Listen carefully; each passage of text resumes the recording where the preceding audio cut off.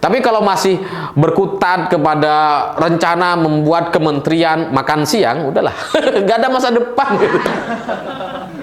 Ya, itu akan membuat saham kita tambah rontok gitu ya. Semakin dibicarakan ya dolar semakin nggak jelas, semakin gila, itu semakin 16.500.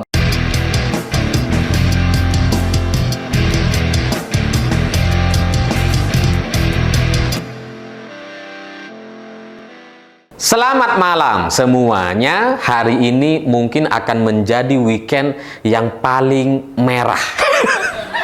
Yang paling menegangkan dan bikin deg-degan karena kemarin IHSG ditutup merah, ditutup anjlok, sementara rupiah terhadap dolar itu juga sangat anjlok sekali karena kemarin ditutup di angka 16.486. Bahkan sebelumnya beberapa jam sebelum penutupan itu rupiah sempat menyentuh 16.494. Artian ini sedikit lagi mencapai 16.500 sehingga weekend yang seharusnya tenang, liburan gitu ya. Nampaknya hari ini banyak orang yang kepikiran gitu, membayangkan bagaimana pasar ketika buka nanti mereka akan buka di angka berapa. Ya karena biasanya kalau ada libur atau ada jeda itu di posisi pembukaannya itu bisa sangat tinggi sekali gitu.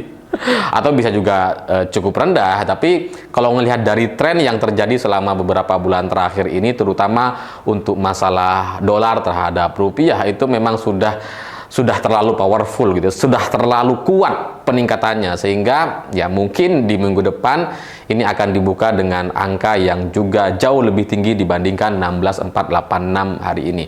Sementara di IHSG kalau kita cek di beberapa perusahaan-perusahaan besar seperti di BRI misalkan gitu ya, memang di kategori penjualan jual beli dari investor asing itu memang selama 3 bulan terakhir ini itu setiap hari itu hampir selalu penuh dengan penjualan, atau kalau kita akumulasi antara yang jual dengan yang beli, ini lebih banyak yang jual.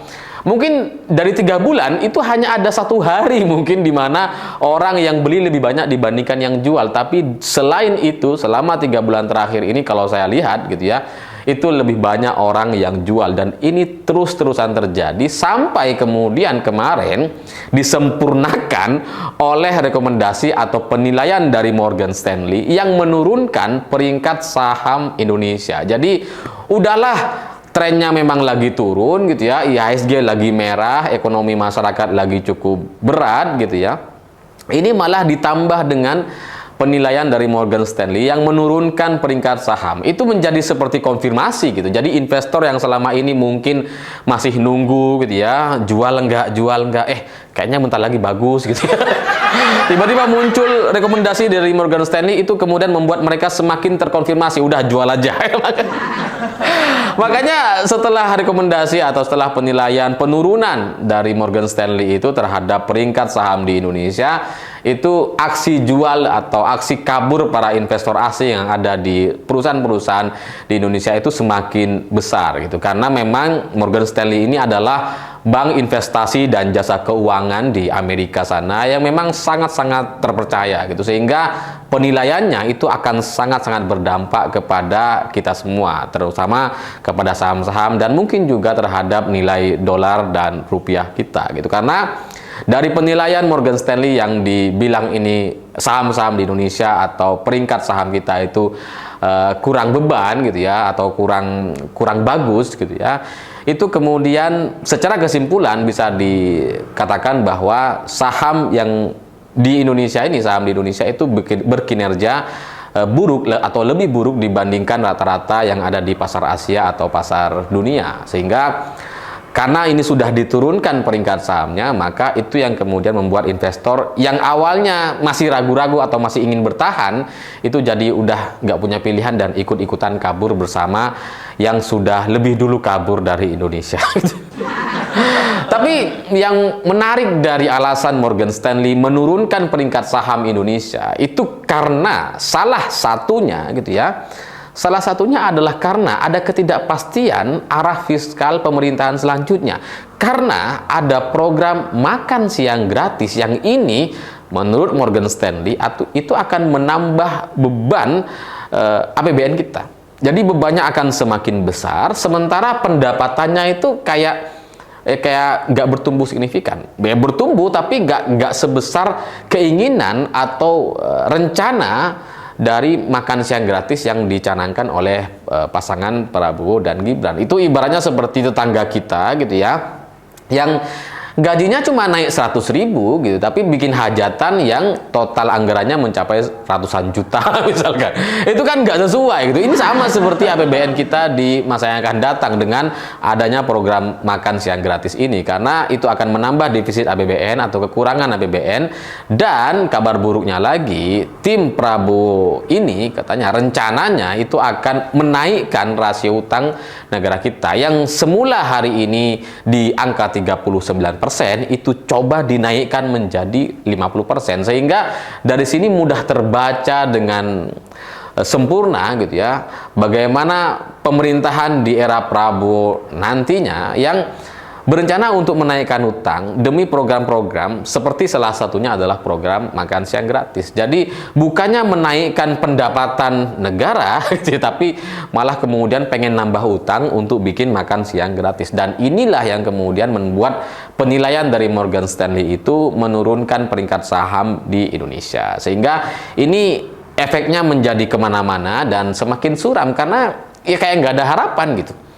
Karena udahlah, kita itu memang mengalami defisit APBN gitu ya, selalu ada defisit itu, dan kemudian mau buat program makan siang gratis yang anggarannya mencapai ratusan triliun, sekitar 400-500 triliun setiap tahunnya gitu ya, sementara pendapatannya ini nggak ada, nggak logis gitu. Beda misalkan terjadi peningkatan pendapatan, kemudian ada program makan siang gratis, itu masih fair lah, masih cukup gitu ya. Tapi ini pendapatannya nggak naik banget gitu ya, sementara kebutuhannya gitu ya, sementara yang ingin disalurkan adalah program makan siang gratis yang angkanya atau anggarannya itu sangat-sangat fantastis. Dan dari sini saya cukup memahami apa yang terjadi di program makan siang gratis ini, karena sebelum penilaian Morgan Stanley ini keluar, saya melihat memang ada dosa luar biasa besar yang dilakukan oleh para lembaga survei dan konsultan politik di Indonesia. Karena masalah makan siang gratis yang menjadi kampanye Prabowo dan Gibran ini, itu kan sebenarnya awal mulanya itu dilakukan survei dulu oleh banyak lembaga survei gitu ya. Hampir semua rasanya lembaga survei mengadakan survei menanyakan soal kebutuhan masyarakat gitu ya. Waktu itu ada pilihannya makan gratis, internet, dan kemudian pendidikan. Ini ditanyakan nih kepada masyarakat, terutama kepada milenial dan Gen Z. Dan ternyata hasilnya itu memang banyak orang menjawab makan gratis.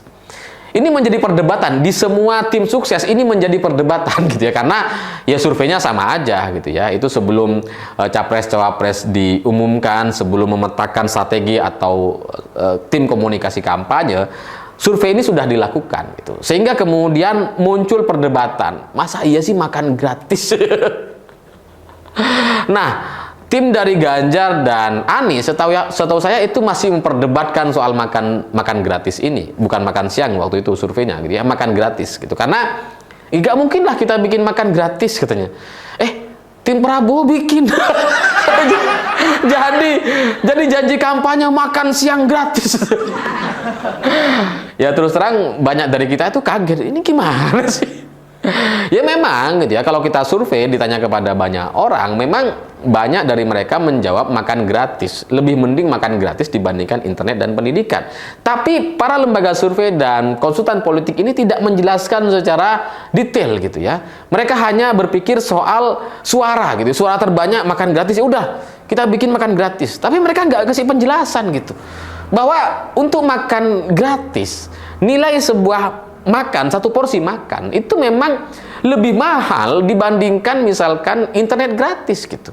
Karena biaya internet dalam pengalaman saya gitu ya, itu seminggu bisa ada yang 10.000 atau bahkan cuma 5.000 rupiah. Dan itu cukup bagi beberapa kalangan, bagi generasi milenial, Gen Z yang ada di daerah-daerah gitu ya. Saya sebagai orang desa juga, saya hafal betul tuh dengan paket-paket itu karena saya menggunakan itu. Jadi mereka ini ada beberapa orang yang seminggu cukup dengan 1 giga misalkan, mereka udah cukup itu, nggak perlu banyak-banyak gitu. Bagi kita mungkin 1 giga buat apa? Sehari nggak cukup misalkan. Tapi ada orang-orang di daerah masyarakat kita itu cukup dengan 1 giga gitu. Dan itu harganya sekitar 5.000 atau 10.000 rupiah seminggu. Nah, kalau kita bandingkan dengan harga makan itu kan jauh sekali. Satu porsi makan kan bisa lebih dari 5.000 gitu ya, 10.000 atau belasan ribu rupiah sekali makan. Sehingga kalau kita diberikan pilihan internet gratis atau makan gratis, ya lebih mahal makan gitu. Harganya lebih mahal, sementara internet ini lebih murah gitu. Makanya ya banyak yang milih makan gratis. Sementara kalau kita bandingkan dengan pendidikan, itu menjadi sangat tidak relevan gitu, karena efek dari pendidikan itu kan nggak instan gitu. Kalau seperti makan kan langsung kenyang gitu ya, internet ya kita bisa langsung internetan. Sementara pendidikan, orang sekolah atau orang kuliah itu efeknya kan nggak langsung, butuh proses bertahun-tahun, dan itu pun nanti setelah lulus belum tentu juga kemudian langsung sukses gitu ya. Itu ada proses lanjutan atau proses yang lebih lama lagi. Sehingga dari lembaga survei atau konsultan politik di Pilpres kemarin gitu ya, kemudian efek dari mereka merumuskan, menanyakan kepada masyarakat soal pilihan makan gratis atau internet gratis atau pendidikan gratis, inilah yang kemudian membuat pasangan Prabowo Gibran mencetuskan makan siang gratis, karena mereka memilih yang paling besar.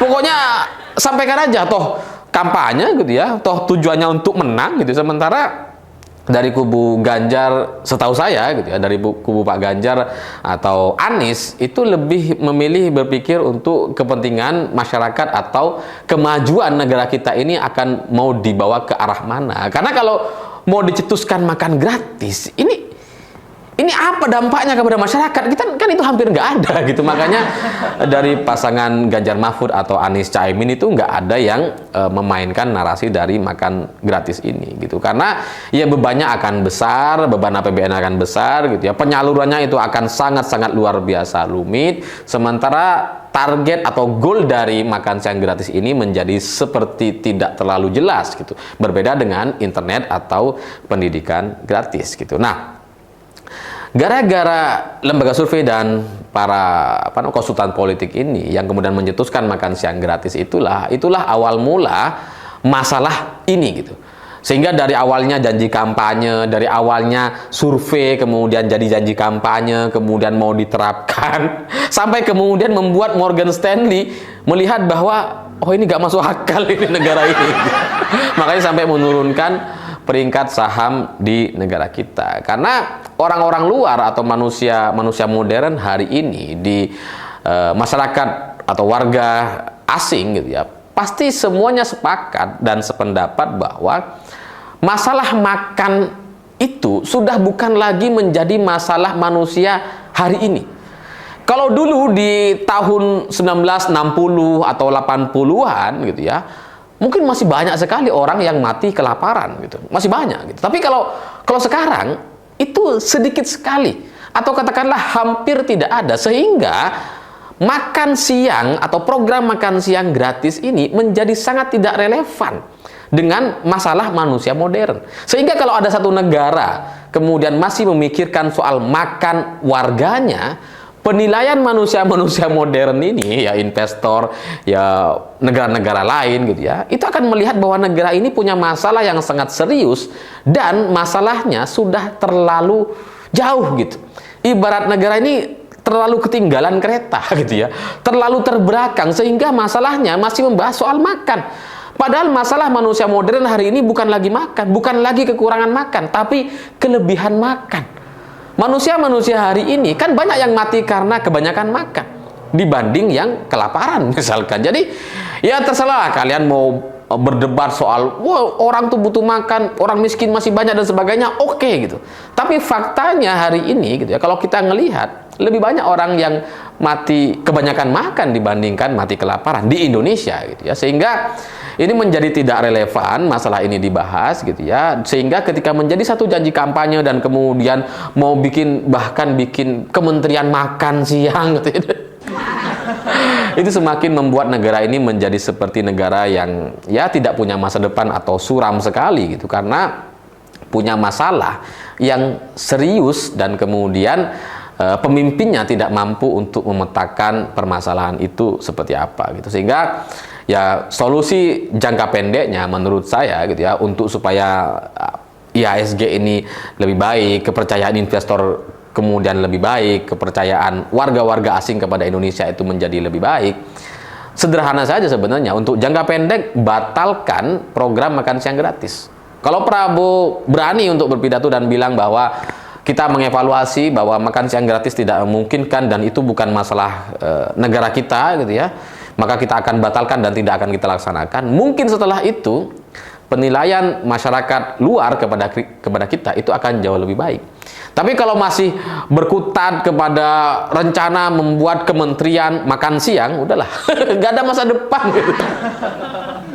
Ya, itu akan membuat saham kita tambah rontok gitu ya. Semakin dibicarakan ya dolar semakin gak jelas, semakin gila, itu semakin 16.500, atau bahkan mungkin kita harus lebih bisa menerima kalau sebelum akhir tahun ini dolar akan menyentuh 17.000 atau melampaui 17.000. Jadi ya ini kan bagaimanapun Pilpres sudah menang, Pak Prabowo juga sudah menang gitu ya. Ini kan awalnya, awal cerita awal makan siang gratis ini kan dari lembaga survei itu kan sebenarnya gitu ya.